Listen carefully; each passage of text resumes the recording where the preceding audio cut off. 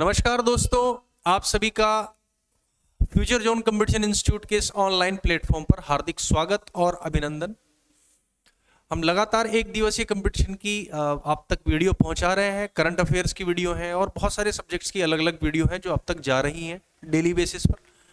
इसी संदर्भ में हम लोग जैसा कि मैं आपको ज्योग्राफी पढ़ाता हूं, तो ज्योग्राफी का से रिलेटेड जो टॉपिक है उसको आज हम कंप्लीट कर लेते हैं दोस्तों। दोस्तों, हमने हिमालय क्षेत्र की लगभग सारी नदियां यानी हिमालय की सिंधु नदी, गंगा नदी और हम लोगों ने ब्रह्मपुत्र नदी को कंप्लीट कर लिया था।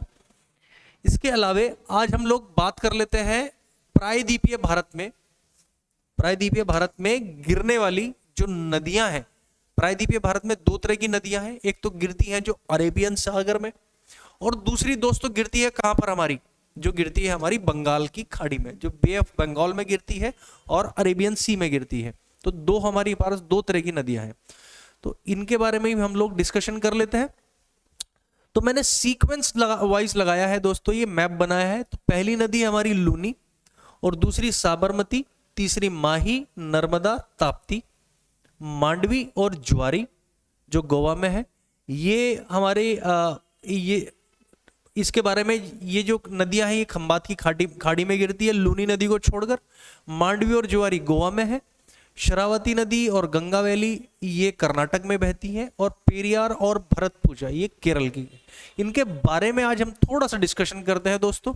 मुझे उम्मीद है कि यहां से बहुत सारे क्वेश्चंस आपके एक दिवसीय एग्जाम में सीधे सीधे पूछे जाते हैं दोस्तों। और ये आज का ट्रेंड नहीं है इनसे क्वेश्चंस बनना, ये पुराने ट्रेंड से ही निकल के आ रही है। और इन नदियों के ऊपर कौन कौन से बांध है, इन नदियों के नजदीक कौन कौन से शहर हैं, कहाँ से निकलती हैं, क्या रिवर फॉल बनाती हैं नहीं बनाती, इन सभी के बारे में आज हम लोग डिस्कशन करते हैं दोस्तों। तो शुरुआत करते हैं दोस्तों। तो सबसे पहली नदी हमारी जो रहेगी दोस्तों, वो रहेगी लूनी नदी। कहाँ से निकलती है दोस्तों? दोस्तों, ये लूनी नदी जो है ना, अरावली श्रेणी से, अगर आप देखें अरावली श्रेणी बिल्कुल यहां से यहां तक होकर जा रही है हमारी। तो ये हमारी जो श्रेणी है अरावली, वहीं से होकर बहती है, वहीं से इसका उद्गम हुआ है। और ये राजस्थान, ये वाली नदी, ये दो जिलों से होकर बहती है, एक तो राजस्थान से और दूसरा गुजरात से। ठीक है दोस्तों, दो जिलों से होकर बह रही है, दो स्टेट से होकर बहती है, दो राज्यों से होकर बह रही है, राजस्थान से और गुजरात से। अगर हम गुजरात का मैप देखें तो वो कुछ ऐसा है। ठीक है दोस्तों, आगे बात कर लेते हैं। राजस्थान के कौन कौन से जिलों से होकर बहेगी है दोस्तों? राजस्थान के ये एक तो नागौर जिले से होकर बहेगी, इसके अलावा ये जोधपुर से भी होकर बहेगी दोस्तों, और जोधपुर के अलावा ये जोधपुर और अजमेर वगैरह से ये जिलों से होकर गुजरती है। ठीक है दोस्तों, आज बात करते हैं कि अगर आप देखें तो ये नदी एक मरुस्थलीय क्षेत्र से भी होकर आती है, तो ये मरुस्थलीय नदी भी कहलाती है। ठीक है दोस्तों, मरुस्थलीय नदी भी है क्योंकि मरुस्थलीय क्षेत्र से भी होकर आ रही है। इसके अलावा डेजर्ट रिवर भी बोलते हैं इसे, जहां से ये उद्गम स्थल पर, जहां से अरावली श्रेणी से जहां से निकलती है ये, वहां से इसको सागरमती नदी भी कहा जाता है, वहां से इसको सागरमती नदी भी कहा जाता है दोस्तों। ठीक है, और सागरमती और सुरसुती एक इसकी सहायक नदी है, सागरमती, और दूसरी कौन सी है? सुरसुती प्लस सुरसती भी कह सकते हैं। सुरसुती कहां से निकलती है दोस्तों? ये एक पुष्कर झील है, पुष्कर जिले में, पुष्कर झील से निकलती है। पुष्कर झील से निकलने के बाद सुरसुती और सुरसुती और सागरमती दोनों मिलकर क्या बनाती हैं दोस्तों? ये मिलकर बनाती है लूनी रिवर। ठीक है दोस्तों, तो सागरमती और सुरसुती मिलकर दोनों क्या बनाती है? लूनी नदी का निर्माण करती है। तो इस प्रकार हम लोग क्या कर सकते हैं, इस प्रकार हम देखते हैं कि लूनी नदी दो नदियों से मिलकर बनी है जो इसकी सहायक नदी है। इसके अलावा गुजरात में जब ये बहती है तो ये सीधी जाकर मिलती है कच्छ के रन में। कहां पर दोस्तों? कच्छ के रन में। कच्छ का रन का मतलब क्या होता है? अगर हम देखें, ये कच्छ तो एक क्षेत्र है और जिला भी है। और रन जो है इसको दलदली भूमि बोलते हैं। तो ये दलदली भूमि में जाकर मिल जाती है दोस्तों, ठीक है। अरब सागर में नहीं मिलती, अरावली श्रेणी से निकलने वाली ये नदी अरब सागर में नहीं मिलती। बाकी जो इसके आसपास की नदियां हैं वो सारी कहां से मिल रही है, वो अरब सागर में मिल रही हैं दोस्तों, ठीक है जी। और इसके अलावा और यहां पर जाकर ये विलीन हो जाती है, मिल जाती है दोस्तों। तो ये इसकी खास बात थी लूनी नदी की, ठीक है दोस्तों। अगली नदी के बारे में बात कर लेते हैं। ये तो हो गई हमारी लूनी नदी। इसके अलावा हम बात कर लेते हैं दूसरी नदी है दोस्तों हमारी साबरमती। ये कौन सी नदी है, साबरमती। तो दोस्तों साबरमती नदी के बारे में अगर हम इस नदी के बारे में जिक्र कर ले तो ये राजस्थान के, अगर आप देखें राजस्थान के उदयपुर जिले से, कहां से, उदयपुर जिले से निकलती है। और एक झील भी है यहां पर, उस झील का नाम है धेबर झील। धेबर झील से इसका थोड़ा सा उद्गम होता है और उद्गम होने के बाद दोस्तों ये अरावली रेंज के पास से होकर गुजरती है और कर्क रेखा को सिर्फ एक बार काटती हुई, ठीक है, लूनी नदी नहीं काटती, कर्क रेखा को एक बार काटती हुई, एक बार तो बहुत सारी नदियां काट रही हैं, इंपॉर्टेंट ये नहीं है, इंपॉर्टेंट ये है कि इसके बराबर से दो एक बहुत बड़े महानगर भी हैं। कौन सी नदी के बराबर में, साबरमती के। पहले इसके बराबर में ये वाला जो शहर दिखाई दे रहा है ये तो है अहमदाबाद, और दूसरा ये वाला अगर आप शहर देख रहे हैं, पॉइंट देख रहे हैं, तो ये हो गया हमारा गांधीनगर। तो दोस्तों इस नदी के किनारे दो शहर बसे हुए हैं, पहला अहमदाबाद और गांधीनगर। एग्जाम में सीधा सीधा सवाल आ जाता है, अहमदाबाद किस नदी के किनारे है, गांधीनगर किस नदी के किनारे है। तो इस प्रकार हम लोगों को याद रखना चाहिए कि ये दोनों शहर किस नदी के किनारे हैं, साबरमती नदी के किनारे है। और ये तो गांधी जी ने यहाँ पर आश्रम भी बनाया था, ये बात तो सबको पता ही है, इतिहास से रिलेटेड भी है, ठीक है दोस्तों। आगे बात कर लेते हैं नेशनल पॉल्यूशन कंट्रोल बोर्ड के द्वारा, नेशनल पॉल्यूशन कंट्रोल बोर्ड के द्वारा, यानी राष्ट्रीय प्रदूषण नियंत्रक बोर्ड के द्वारा इस नदी को राजस्थान की सबसे ज्यादा प्रदूषित नदी घोषित किया गया है दोस्तों। काफी प्रदूषण बताया गया है इस नदी में, ठीक है दोस्तों। ये भी बात इंपॉर्टेंट देख लेना कि राजस्थान की सबसे पोल्यूटेड नदी कौन सी है, तो वो साबरमती है, ठीक है दोस्तों। और ये कौन कौन, इसकी सहायक नदी दोस्तों कौन सी है, इसकी जो सहायक नदी है वो है हाथमती। वैसे सवाल इस तरह के नहीं आते कि इससे इसकी सहायक नदी कौन सी है कौन सी नहीं है, तो हाथमती इसकी मुख्य सहायक नदी है। तो ऐसा नहीं है कि ये सिर्फ एक ही क्या सहायक नदी है, नहीं, ये इसकी मुख्य सहायक नदी है दोस्तों। आगे डिस्कशन कर लेते हैं कि ये कौन कौन से उससे होकर बहती है, राजस्थान के कौन कौन से जिले से होकर बहती है। तो एक तो राजस्थान के सिरोही जिले से होकर बहेगी,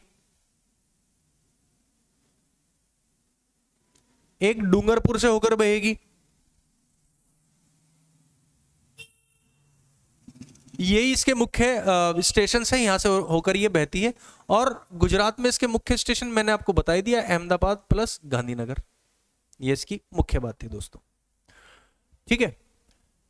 और ये कहां पर गिर जाती है दोस्तों, ये जो नदी है ना, ये यहां पर हमारी खाड़ी है, उस खाड़ी का नाम है खंबात की खाड़ी।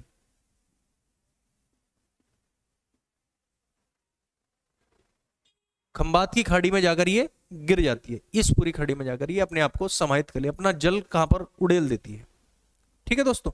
आगे डिस्कशन कर लेते हैं।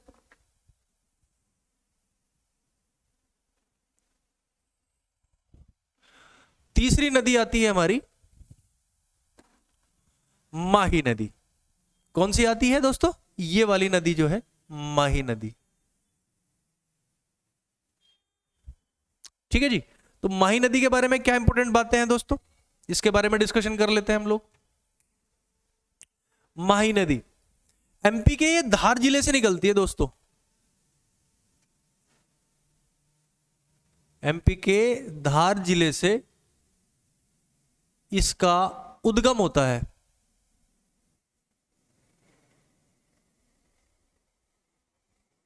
एमपी का धार जिला, ठीक है जी। और विंध्याचल रेंज से भी अगर हम देखें, यहां सतपुड़ा के ऊपर कौन सी रेंज है अपनी? विंध्याचल। विंध्याचल की सबसे ऊंची चोटी कौन सी है? कमेंट करके बताएं दोस्तों, कमेंट सेक्शन में जाकर जरूर बताना। तो वहां से एमपी के इस जिले से ये निकलती है धार जिले से, और धार जिले में भी बेसिकली एक गांव पड़ता है मिंडा, मिंडा ग्राम में, मिंडा ग्राम से ये निकलती है। और निकलने के बाद ये कहां, उत्तर की तरफ थोड़ा सा मूव करती है। कहां से निकलती है? मिंडा ग्राम से जैसे चलेगी तो ओरिजिन के बाद उत्तर की तरफ ये थोड़ा सा फ्लो करेगी, और फ्लो करने के बाद आप देख रहे हैं कर्क रेखा, इस कर्क रेखा को ऊपर जाती है और फिर ये नीचे आती है। तो ये 2 बार काटती है दोस्तों, और एग्जाम में यही पूछा गया था कि कर्क रेखा को 2 बार काटने वाली प्रायद्वीपीय नदी कौन सी है, भारत की मुख्य नदी कौन सी है? तो भारत की एकमात्र नदी जो प्रायद्वीपीय रेखा यानी कर्क रेखा को काटने वाली है, उसका नाम है माही नदी। ये इसकी सबसे इंपॉर्टेंट बात है। और देखिए दोस्तों कि जैसे अगर मैं बात करता हूं तो अगर ये हमारा विश्व का ग्लोब है, तो यहां पर हमारी सबसे ऊपर आती है 23.5 डिग्री पर कर्क रेखा, और ये बीच की कौन सी आती है? भूमध्य रेखा। और नीचे 23.5 डिग्री पर एक और रेखा आती है, मकर रेखा। ऐसे ही है दोस्तों। तो कर्क रेखा को 2 बार काटने वाली कौन सी रेखा, कौन सी नदी है? माही। ठीक है जी। अगर मैं आपसे बात करता हूं कि भूमध्य रेखा को 2 बार काटने वाली नदी कौन सी है दोस्तों, तो कांगो अफ्रीका में पाई जाती है, और इसको दूसरा नाम से किस नाम से बोला जाता है? जायरे। क्या नाम है दोस्तों इसका? कांगो या जायरे। ठीक है, तंजानिया वगैरह के आसपास से होकर बहती है ये। ठीक है जी। तो अफ्रीका में पाई जाती है, और ये नदी इस भूमध्य रेखा को 2 बार काटती है, ऐसे करके काट लेगी। और अगर मैं बात करूं मकर रेखा को 2 बार काटने वाली नदी कौन सी है दोस्तों, तो इसका नाम है लिम्पोपो। क्या नाम है दोस्तों? लिम्पोपो।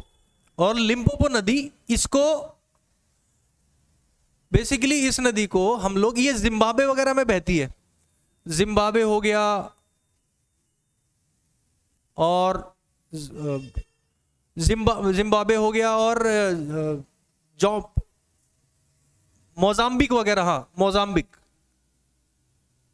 मोजाम्बिक वगैरह में हो गया, यहां से बहती है। इसको मगर नदी भी कहते हैं। मगर नदी मतलब ये कहा जाता है कि इसमें मगरमच्छ काफी बड़ी मात्रा में पाए जाते हैं, तो इसलिए इसको मगर नदी भी कहा जाता है। तो लिम्पोपो नदी भी इसको 2 बार काटती है। तो 2 बार काटने वाली नदी भारत में एक तो माही है, भूमध्य रेखा पर अफ्रीका में कांगो है, बहुत बड़ी नदी है कांगो, लगभग 4,700 किलोमीटर की नदी है। और अगर देखा जाए लिम्पोपो नदी, तो ये भी करीबन 5,000 किलोमीटर के आसपास की नदी है, काफी बड़ी नदी आती है, अफ्रीका की बहुत बड़ी नदियों में से इसका जिक्र आता है। तो दोस्तों आपको पता होना चाहिए कि ये लिम्पोपो नदी गिरती कहां पर है? हिंद महासागर में, यानी हमारे वाले सागर में ही गिरती है दोस्तों ये। ठीक है दोस्तों, आगे बढ़ जाते हैं। खैर ये तो थी एक बात, जर्नल सी बात। दोस्तों इस पर ही एक परियोजना भी है हमारी, इस नदी पर ही, माही नदी पर ही हमारी एक परियोजना भी है जिसका नाम है बजाज परियोजना। ठीक है जी, यहां पर एक परियोजना भी है हमारी, बजाज सागर परियोजना।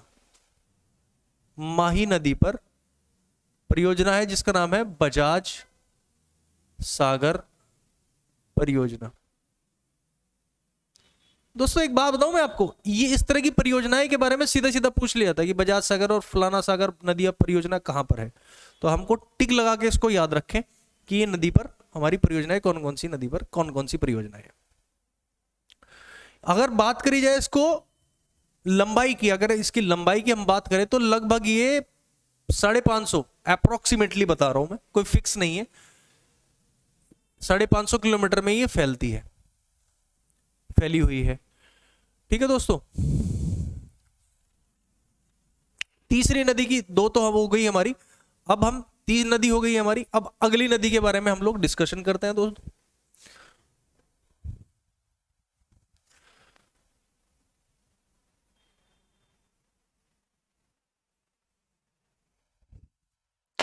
तो पहली हम लोगों ने लूनी पढ़ी जो कहां गिरती है, कच्छ के रन में। दूसरी फिर हमने पढ़ी साबरमती जो कहां गिरती है, खंबात की खाड़ी में। और तीसरी भी खंबात की खाड़ी में गिरती है, लेकिन उसके बारे में कौन सी परियोजनाएं हैं, कौन कौन सी चीजें हैं, वो मैं आपको डिस्कस कर चुका हूं। आगे नदी की बात करते हैं दोस्तों, जो कि बहुत इंपॉर्टेंट नदी है, जिसका नाम है नर्मदा नदी। ठीक है दोस्तों, तो नर्मदा नदी की क्या खास बात है, ये जो आप देख रहे हैं ना दोस्तों, ये मैंने 3 जो बनाए हैं इससे, ये सतपुड़ा रेंज है दोस्तों हमारी। कौन सी रेंज है, सतपुड़ा। सतपुड़ा श्रेणी हमारे गुजरात से शुरू होती है। गुजरात में मतलब गुजरात ये 3 हिस्सों में बटी हुई है। तो सबसे पहले जो गुजरात वाला हिस्सा है, यानी गुजरात में जो उसका एक सिरा जा रहा है, उसको बोलते हैं राजपीपला। अगर हमसे पूछा जाए कि क्वेश्चन में कई बार आ चुका है दोस्तों कि गुजरात वाले हिस्से को क्या कहा जाता है, तो राजपीपला। बीच वाले हिस्से को दोस्तों महादेव कहा जाता है। और कॉर्नर वाला यानी इधर पूर्व तरफ वाला जो हिस्सा है, उसको क्या कहा जाता है, मैकाल। तो मैकाल, सतपुड़ा पहाड़ी के मैकाल शिखर पर एक चोटी होती है जिसका नाम है अमरकंटक। क्या नाम है दोस्तों इसका, अमरकंटक। अमरकंटक से दोस्तों 2 नदियां निकलती हैं। कितनी नदियां, 2 नदियां। पहली नदी तो निकलती है नर्मदा, जो कहां पर गिर रही है, खंबात की खाड़ी में। दूसरी नदी निकलती है दोस्तों सोन, जो उत्तर की तरफ की मूव करती है। ये तो पश्चिम की तरफ जा रही है दोस्तों। दूसरी नदी जो है वो सोन है, जो ऊपर की तरफ फ्लो करती है और किससे मिल जाती है, गंगा से मिल जाती है दोस्तों। ठीक है, गंगा की सहायक नदी है। तो इस बात, इस तरह भी ध्यान रखें आप इसको। तो यही सी वो नदी निकलती है। बाकी बात कर लेते हैं इसके ओरिजिन की। तो ओरिजिन तो मैंने बता दिया, अमरकंटक की पहाड़ियों से निकलती है और ये 3 जगह से होकर गुजरती है, 3 राज्यों से होकर जाएगी। पहला तो जाएगी ये मध्य प्रदेश से भी होकर जाएगी। ठीक है दोस्तों, उसके बाद महाराष्ट्र, ये वाला हिस्सा जो है महाराष्ट्र में भी आता है, थोड़ा सा महाराष्ट्र में भी जाएगी और फिर गुजरात में भी जाएगी। तो तीनों राज्यों से ये होकर बह रहा है, मतलब नदी बहती है। आगे बात कर लेते हैं दोस्तों। ये अपने साथ, जैसे कि ये सतपुड़ा पहाड़ी है, तो ये पहाड़ी क्षेत्र है पूरा का पूरा महाराष्ट्र, अगर आप जाएं तो पूरा कर्नाटक और पूरा गुजरात, पूरा नहीं गुजरात मतलब ये वाला गुजरात का हिस्सा, ये पूरा पहाड़ी रेंज में आता है दोस्तों। और जैसे ही पहाड़ी रेंज में आता है तो पहाड़ के कॉर्नर से होकर बहने वाली है, यानी पहाड़ी खड़ी है और उसके बिल्कुल नीचे से होकर बहने वाली नदी जो होती है, वो हमेशा क्या बनाती है, एस्चुरी बनाती है, डेल्टा नहीं बनाती। अब दोनों में क्या फर्क है, ये मेरी प्रीवियस वीडियो में जाकर देखिए आप। तो ये क्या बनाती है, एस्चुरी बनाती है दोस्तों। तो एस्चुरी में क्या होता है, वो अपने साथ फ्लो तो तेजी से करती है, लेकिन अपने साथ ज्यादा सिल्ट कैरी नहीं करती, ज्यादा अवसाद कैरी नहीं करती, ज्यादा मिट्टी कैरी नहीं करती। तो गड्ढे होते हैं उसमें, गड्ढों में उनका सारा जो मलबा होता है वो उसी में फंस के हो जाता है। बाकी इसकी जो स्पीड होती है वो ज्यादा स्पीड के साथ कहां गिर जाती है, अपने गंतव्य तक पहुंच जाती है दोस्तों। आगे बात कर लेते हैं नर्मदा नदी के बारे में। और ये एस्चुरी बनाती है। एस्चुरी का मतलब होता है ज्वार नदमुख, ये तो आपको पता ही है दोस्तों। इसके पास एक जगह है दोस्तों, यहां पर ये वाली, ये जगह है भेड़ा घाट। भेड़ा घाट, ठीक है जी। भेड़ा घाट जगह में जब ये फ्लो करती है तो फ्लो करने के साथ अचानक से नीचे की तरफ ये गिर जाती है दोस्तों। मतलब स्थिति कुछ ऐसी हो जाती है, मैं आपको बताता हूं। जैसे ये भेड़ा घाट से होकर बह रही है तो अचानक से ये फ्लो करती करती आएगी और यहां से आकर नीचे की तरफ फ्लो करने लगेगी। और जैसे ये नीचे की तरफ फ्लो करेगी दोस्तों, तो जमीन में नीचे की तरफ कोई एक गड्ढा हो जाता है। ऊपर से जब नीचे नदी गिरेगी बहुत तेज प्रभाव से, तो जमीन में तो गड्ढा कर ही देगी ना दोस्तों, और गड्ढा करने के बाद ये अपने रास्ते चल देगी। तो ये जो ऊपर से गिर रही है दोस्तों, ये एक प्रपात बना लेती है। प्रपात मतलब दोस्तों होता है झरना। तो यहां पर बड़ा खूबसूरत एक खूबसूरत सा मंजर इकट्ठा हो जाता है। ठीक है, जब यहां पर एक खूबसूरत मंजर बन जाता है, क्योंकि ऊपर से होकर बह रही है और नीचे प्रपात बन रहा है। आप ध्यान से देखेंगे तो ये कैसी है, ये भेड़ाघाट जगह है। तो भेड़ाघाट जगह में दोस्तों संगमरमर की पहाड़ियां हैं। ये कैसी पहाड़ियां हैं यहां पर, संगमरमर। और जब दोस्तों ये संगमरमर की जो पहाड़ियां है ना, बिल्कुल सफेद संगमरमर है, तो जब इनसे होकर नदी बहेगी नर्मदा और नीचे झरना गिरेगा, तो आप मंजर का अंदाजा लगाइए दोस्तों, कितना खूबसूरत मंजर बन रहा होगा। तो देखने लायक बहुत खूबसूरत जगह है। तो यहां प्रपात भी बनाती है, और इस प्रपात का नाम क्या है, धुआंधार जलप्रपात। ठीक है जी, तो धुआंधार जलप्रपात भी ये बनाती है। कहां बनाती है, भेड़ाघाट में। और इसी नदी के ऊपर जो नर्मदा बांध भी था, नर्मदा बांध भी बनाया गया है ना।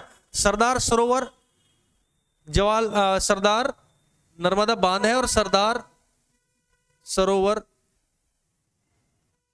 बांध का जिक्र भी था यहां पर। सरदार सरोवर जो गुजरात में बहुत बड़ा बांध बना है।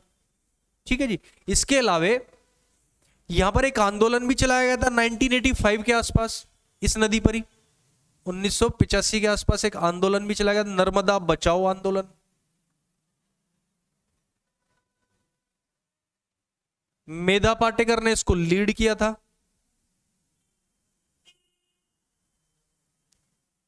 ये बहुत बड़ी सामाजिक एक्टिविस्ट है। ठीक है जी, एक्टिविस्ट है। तो इन्होंने मतलब ऐसा था कि जिस नदी, जब इस पे कोई बांध बनाने वाला था, तो जितने भी गांव थे लगभग 100-125 आसपास के या उससे भी ज्यादा कोई गांव होंगे, तो उनको खाली करा लिया गया। खाली कराने के बाद वो अपने रेम्यूनरेशन की डिमांड कर रहे थे कि हमें अपना मुआवजा दे दो। सरकार की तरफ से कोई मुआवजा की कंडीशन उनको तत्कालीन मिल नहीं रही थी, जिसकी वजह से ये आंदोलन बड़े स्तर पर चल पड़ा था। ठीक है दोस्तों, 1995-96 के दौरान की बात है। ये माना जाता है कि ये नदी इंडिया की सबसे प्योरेस्ट रिवर है, प्योरेस्ट रिवर ऑफ इंडिया। सबसे प्योर नदी में से इसका नाम आता है। ठीक है जी, आगे बात कर लेते हैं सतपुड़ा रेंज। तो ये कहां जाकर मिल जाती है दोस्तों, ये मिल जाती है आपकी खंबात की घाटी में। खंबात की खाड़ी में जाकर ये मर्ज हो जाती है फिर से। बाकी कौन कौन मर्ज हो गया था यहाँ पर, एक तो लूनी तो इसमें मर्ज हो गई थी, किसमें, कच्छ में। बाकी इसके अलावा साबरमती, माही और नर्मदा। अब दोस्तों बात कर लेते हैं हम लोग ताप्ती की। किसकी बात कर लेते हैं दोस्तों, ताप्ती नदी की बात कर लेते हैं। ताप्ती नदी बहुत इंपॉर्टेंट है दोस्तों। इसका ओरिजिन कहां से होता है दोस्तों, आप देख रहे हैं ये सतपुड़ा की पहाड़ी है। एक तो ये तो राजपीपला हो गई, और ये महादेव, और ये मैकाल। ठीक है दोस्तों, तो ये सतपुड़ा की पहाड़ियां जो है, इसमें महादेव वाली जो पहाड़ी, यहां से इसका ओरिजिन होता है।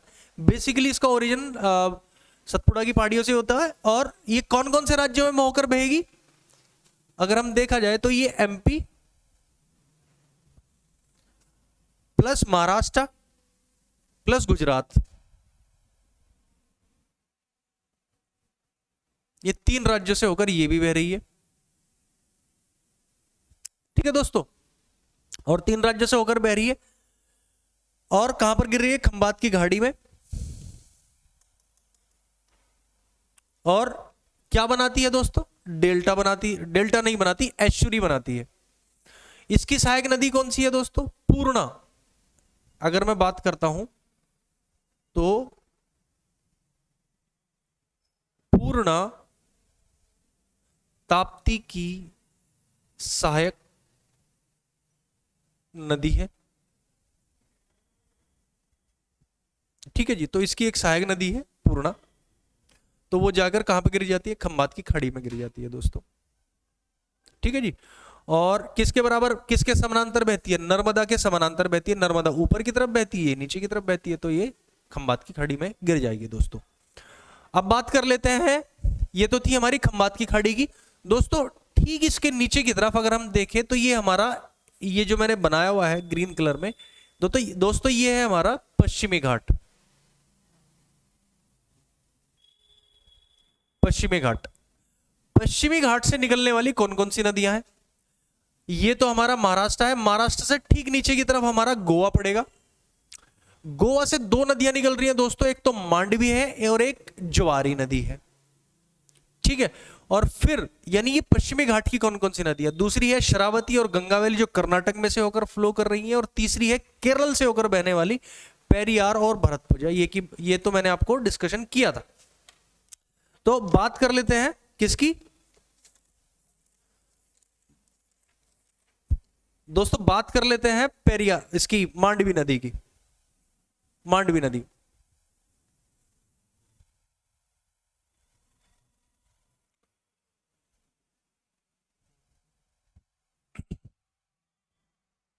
मांडवी नदी जो है दोस्तों, ये दूध सागर और ब्रजपोहा जलप्रपात, ब्रजमोहा जलप्रपात मांडवी नदी पर ही है,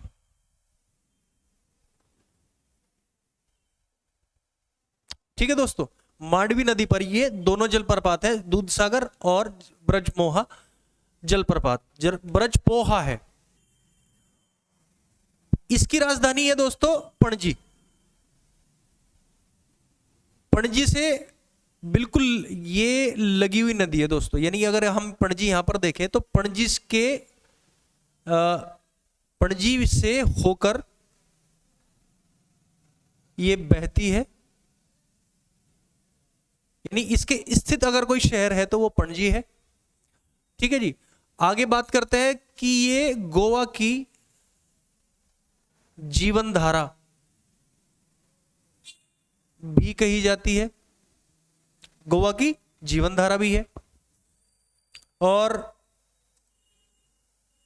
इसका उद्गम की अगर मैं बात करता हूं तो इसका उद्गम दोस्तों होगा कर्नाटक का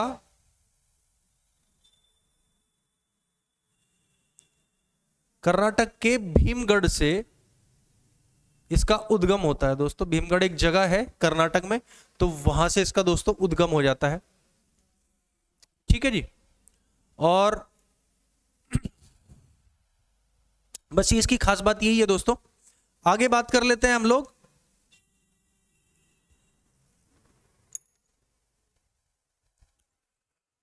आगे डिस्कशन कर लेते हैं दोस्तों अगली नदी की, ज्वारी। ज्वारी इसकी भी एक सहायक तो नदी नहीं है, लेकिन यहीं से होकर बह रही है। दो मुख्य नदियां हैं दोस्तों, और दो मुख्य नदियां जो गोवा से होकर बह रही है। आगे बात कर लेते हैं शरावती नदी की। तो शरावती नदी हमारी कर्नाटक से होकर बह रही है और गंगावेली भी इससे होकर बह रही है। लेकिन अगर हम बात करें पेरियार नदी की, पेरियार कहां से होकर बह रही है? हमारी केरला से होकर बह रही है। पेरियार के बारे में डिस्कशन कर लेते हैं। पेरियार ये मानी जाती है, ये वाली पेरियार नदी केरल की जीवन रेखा मानी जाती है।